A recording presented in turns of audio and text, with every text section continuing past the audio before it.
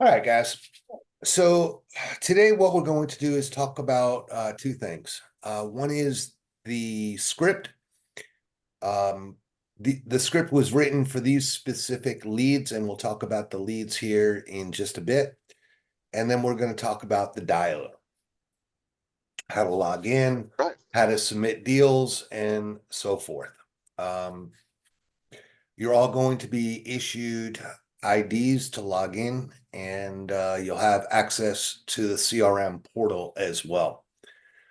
All right. So the leads that you're dialing, these were all leads, or they were all from From a company ADP, right? that's no longer in business. All right. They were set appointments, and either they did not show up, or if they did show up, they didn't follow through. Now, some of them have installs, some of them don't, but the overall feeling is in calling these leads that there is an active audience. So you're not just dialing for dollars. You're not looking for a needle in a haystack. At some point, they had interest and cooperation and wanted to go through with it to some degree. These are all less than 60 days old, so it's still fresh in their mind. Now, you'll notice that the first page of the script, and I'll make this larger for you, is divided into two halves. There are different introductions to how you're going to handle the call. With regular calls from the dialer, it's going to come in from this side, and you can substitute your name here instead of Sunray Marketing. Um, the other side is for if one of our agents transferred a call, you're obviously going to want to treat it differently than if it's an outbound call. All right. So if it's a transferred call, you'll see the screen light up. It'll be in a different color to indicate that it's a transferred call. So basically, we're going to start out by saying, "Hi, my name's David. I'm with Sunray Marketing or whatever the company is. We spoke to you recently about solar energy and made an appointment with you. Do you recall that? Great. Just wanted to follow up with you, see what happened on the appointment. Now, are you still interested in solar? They're going to tell you, yeah, I had an appointment with ADT, or I had an appointment with SunPro, or something else. We'd like to offer you the opportunity to receive another quote. This no cost, no obligation will show you exactly how much you could save or even earn by going solar. So my job is to be an advocate for you and offer you the best deal possible. Does that sound fair? Great. Let's face it, each year electric bills increase by an average of 16% or more, depending on your location. Also, your electric bill varies month to month, which can sometimes make it hard to manage a budget. What if we can show you a different approach where you can save money and your payment will remain the same each month? Would you be interested in finding out more? Great. Now, this call may be recorded for training compliance purposes. So the first step is to see if you qualify by asking you some very simple questions. Do you own the property or do you rent it? Now, the reason why you want to start out that way is you want to determine, number one, if you're talking to the right person, but number two, to make sure that whoever created the lead didn't screw it up. And more importantly, that you're not wasting your valuable time, right? If someone's not the owner, there's no point in investing 8, 9, 10, 15 minutes talking to them, right? All right. This is a static rebuttal that's built in. So we skip over what type of home do you live in? Is it a single family residence, townhouse, condo, mobile home, manufactured home? The reason it's written that way, many agents screw this up where they ask, do you live in a single family home? Now, they may live in a mobile home, or they may live in a manufactured home, or for that matter, a townhouse, and they may consider it a single family residence. All right. So it's not the question you ask, it's how you ask the question that matters. You could ask the same question 10 different ways, and you're going to get 10 different answers. Obviously, we want the right answer, so we have to ask the right question to get it. All right. Perfect. What's your average monthly electric bill? If you took a 12-month average, knowing in the summertime it may be higher than in the winter. Who's your utility company? Who do you pay your electric bill to? Again, it's not the question we ask, it's how we ask the question. If you ask them specifically in Florida what their electric bill is in January, it's going to be a hell of a lot different than what it is in August and September, right? All right. So as I said, it's a win-win opportunity for you. You're going to have lower electric bills. That's fixed payment and does not go up each month. The US government also wants you to go solar for two reasons. One, to help save the environment, and number two, to help spur the economy. In fact, they want it so badly that they're paying for 30% of the cost by issuing tax incentives. That 30% means it's not going to cost you anything up front, and it won't cost you anything out of your pocket for the installation either. In addition, some of the states and local governments are also issuing additional tax benefits and rebates to help pay for the system and create additional savings.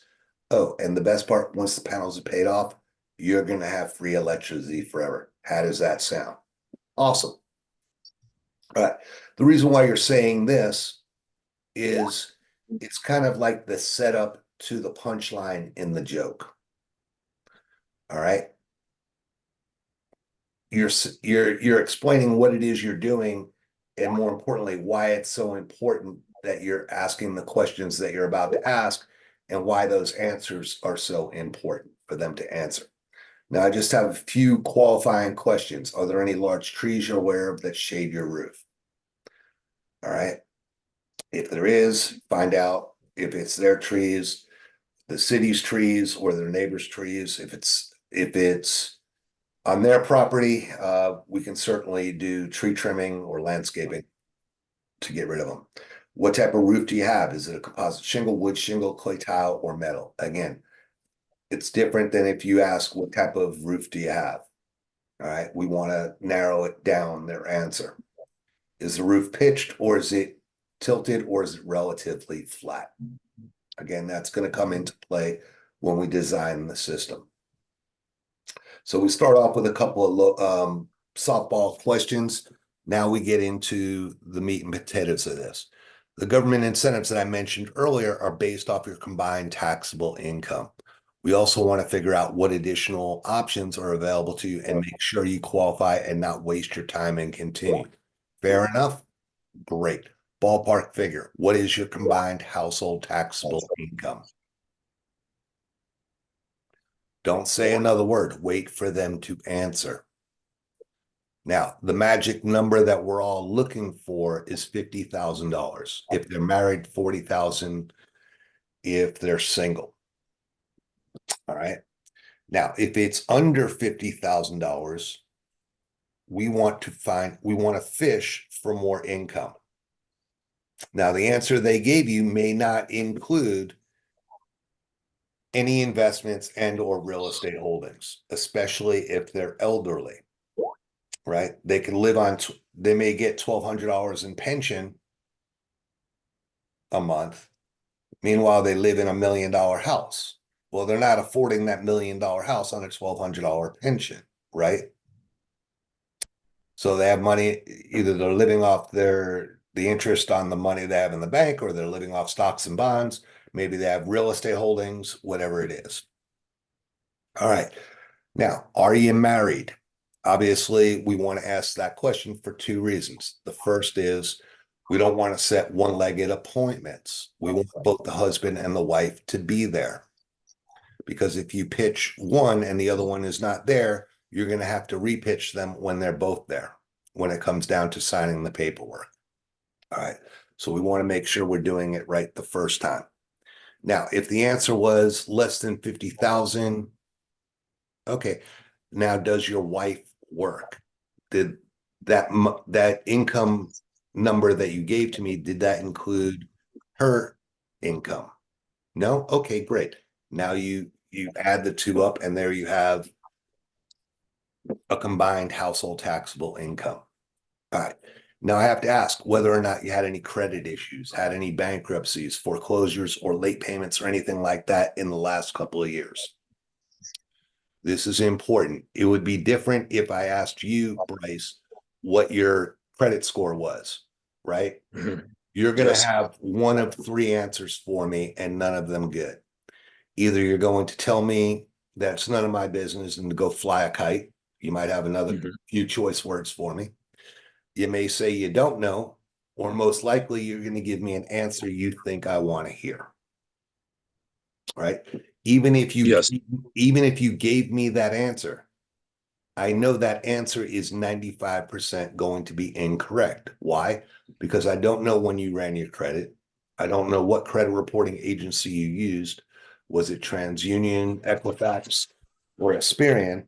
Or for that matter, what filters were used when you ran your credit? In fact, you could run from two different finance companies, both using TransUnion, and you'll get two completely different numbers using the same credit reporting agency. So we don't ask what their credit score is. We ask them, have they had any credit issues, had any bankruptcies, foreclosures, late payments, anything like that?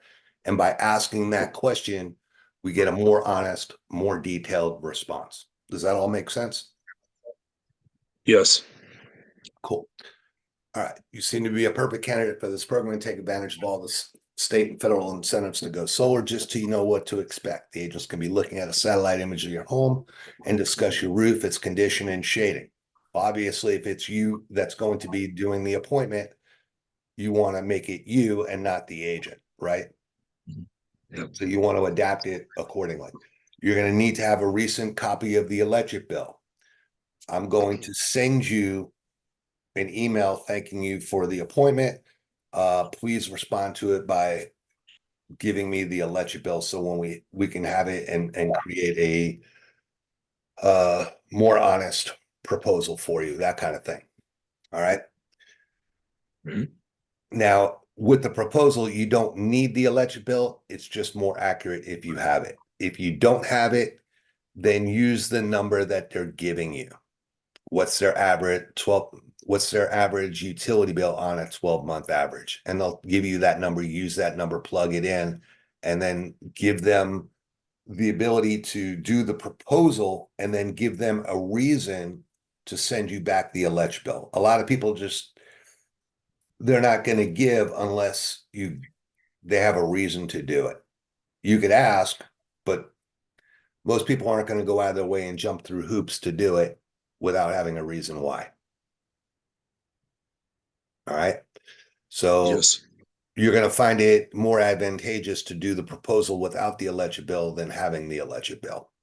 But if you have it, obviously, it's going to be more accurate. And you could explain that to them. Look, I'm just doing this to give you a thumbnail sketch as to what this is going to look like. Obviously, when we have the electric bill, have your usage, we're going to be able to refine it and be more accurate.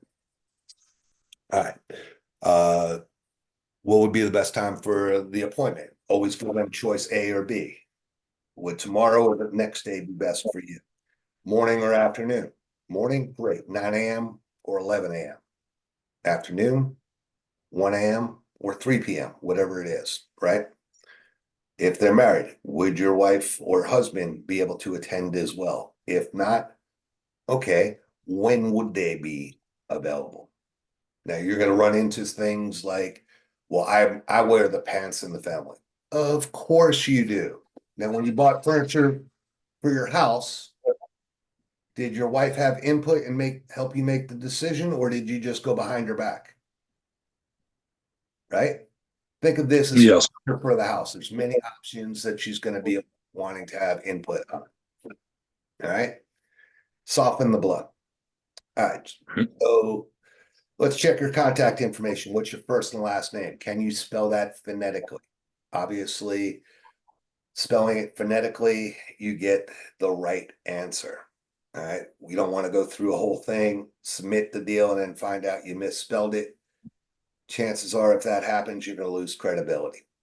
Right. So we want to make sure we have the information right. Whenever someone gives you information, always repeat it back to them and spell it back phonetically. All right. We're going to like to call you back and remind you of the appointment just so we don't waste your time or the agents. What's an alternative phone number, please? All right. Again, if you explain to somebody what you're doing, why you're doing it, and why you're asking the question, chances are they're going to go along and give you the answer that you want. All right. That's pretty much it. Now, below that is built-in rebuttals that you can use. obviously you're more than welcome to use your own. All right. Any questions? No, David. It's pretty straightforward, right? Yeah, yeah. Right. All right. Aaron, anybody have any questions on your end? No, we're good. Awesome. All right. So let's do this. What did I do for you? I did all right, so I'm gonna log in as Bryce here in a second. Okay. Just want to make sure you're not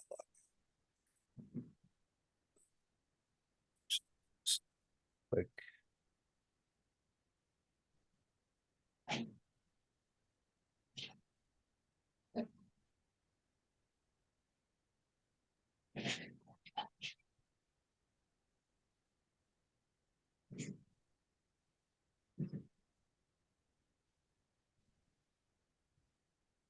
all right. So I'm going to send you all your IDs and credentials to log in. You're going to follow this link. You're going to put in your user ID.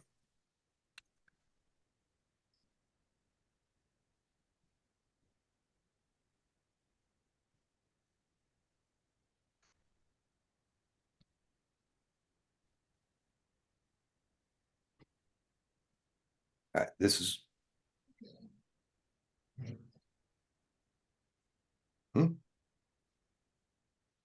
shit. Hang on a second. Did I give you the wrong one?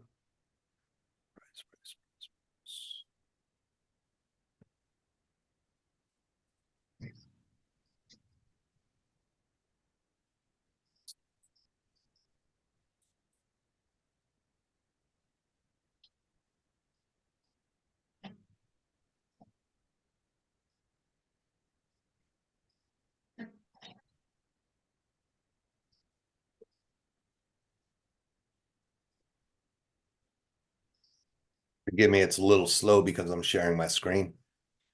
Mhm. All right. So it's going to come up to this screen. What you're wanting to do is call Agent Webform. Okay. When you do, you're going to hear a recording. You are the only one in this The conference. only person in this conference. If you don't hear that recording, you have to start the process over. If you don't hear the recording, you're not going to be able to hear the customer, and the customer is not going to be able to hear you. Okay. All right. Everybody clear on that, Aaron? Yes. Now, this is your start and go button. You are paused. You hit that. You're active. You're now taking calls. You want to go on pause? Hit that again. All right. When a lead comes in, it's going to populate the information. Don't ever, I'll say that again, don't ever address them by name. All right. Client, The name person on may the be phone. right. The name may be wrong. The address may be right. The phone number is certainly right. Maybe both the name and the address is wrong. Right. The only thing we know for sure is that the phone number is correct. If you address them by name, you're tipping your hat and they know you're a telemarketer, they're probably going to hang up on you. They don't want to hear what you have to say. Doesn't matter what you're giving away, what you're offering, it doesn't matter, right? So until they tell you what their name is, never address them by name. All right. All right. Now, once you get the information, you're going to open up your web form. All right. Now, what I'm going to do is do a manual call myself. Let's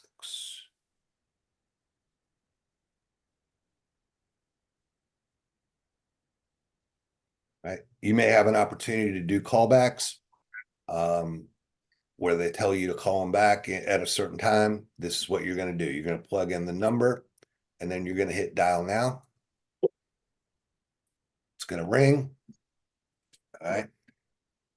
Now, let's say I went through the pitch and I got the appointment. I'm gonna Your open up the call web has been form forwarded to an automated voice messaging system. and then I'm gonna hang up. All right. The web form, it's gonna populate all the information that was in the dialer. Now, if the information is wrong, you're going to want to correct it. All right, it's gonna put your name here or your ID, or your center name. In you guys' case, it's gonna be Link Pros with an ID. All right, the call date, the phone, the main phone number. All right, the person you are speaking to is the primary person. So if the lead says John Smith, but you're talking to Mary, make sure you put Mary in that first name. All right, and put John as the spouse. All right, get the secondary phone number, their email address if you need to change it, their address will automatically populate. Obviously, you want to change it if it's incorrect. If the zip code is correct in the dialer, it will automatically populate the city, state, and county. All right, if the zip code is wrong, you're going to want to get the county name and the state and the city. All right. Their 12-month average electric bill on average, who their utility company is, you're going to populate that field. There's a drop down button for the shade. All right, so if there's no shade, you put none. If it's 10%, 25%, 50%, 50% plus, what the roof type is, and then you're going to put any specific notes that is funky or weird about the deal. All right. Mr. Jones's hard of hearing, please be patient. Mr. Jones has a big oak tree to the right of his front door. He's willing to cut or trim it if it made financial sense. Mr. Jones will have his son Michael there. Michael helps him with his financial decisions. The tree Mr. Jones has is on his neighbor's property. His neighbor's willing to trim it back or what have you. All right. Whatever's weird about the deal. You're going to put in the combined household taxable income and then the appointment time and date. You're not going to type in the appointment. You're going to use the calendar. All right, just find the date and then pick the time. All right, all times are local to the customer. All right, so if you're talking to somebody in California and you're in Florida, they say 9 o'clock, it's 12 o'clock Eastern time, right? But you're going to put in 9 o'clock their time. You just need to know that, right? Everybody clear on that? Can you repeat that? Explain that one more time? Yeah. So whatever time you put in there is local to them. So Okay. obviously, if you're talking to somebody in Washington State, Oregon, California, Arizona, it's going to be Pacific Coast, right? Okay. If it's somebody in Florida, it's going to be, or if somebody on the East Coast, it's going to be Eastern Standard Time. If it's Midwest, it's going to be so Central. we just put the time that they want it. It delineates what time that is. And then Correct. You zip just code. need to know Okay. what time it is and put it on, your personal calendar, set for 9 a.m. 10, if it's Central Time, call them at 10. If it's Pacific, call them at 12, right? Okay. All right. Then you just hit submit. When you hit submit, it's going to put it into the CRM so you can see it, I can see it, your managers can see it, and then be able to track it, right? Now, you're also going to get an email as a confirmation that you got it. When you do get it, if you're looking in your CRM, for instance, I'm you saying this, have right? all the calls are recorded. So, if What's this number? then somebody says something, there's always a record of it, who said what, when, and why. If you hit quick view, this is a view of their house. It takes you directly to Zillow. And in What's Zillow, name? you can see what the house looks like. John who? You can see it's 3 bedrooms, 2 bath.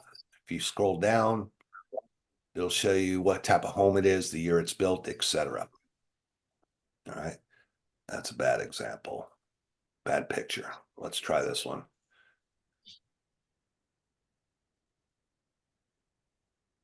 There you go. So you have a better idea of it. If you want to, you're always welcome to use Google Maps to get an overhead view to see the roof condition and what it really looks like. All right. Any questions? No, David.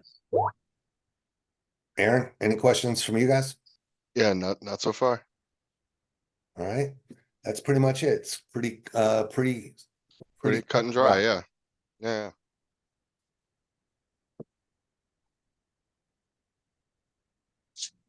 Okay. And can you send Anybody? me, no questions on our end, but can you send me a copy of this recording so I can show the reps as well? Yep, absolutely. Will do. All right. All right, Bryce, any questions for you? No, David, not now. I mean, I'm sure some may come up, but Sure. not right this moment. No. All right. Just a reminder, if you want to do a manual call, you must be on pause to do it. Manual call must be on pause. Right. All right. Okay. Make sure when you are taking the application, as soon as you get to section 2, make sure you open up the web form.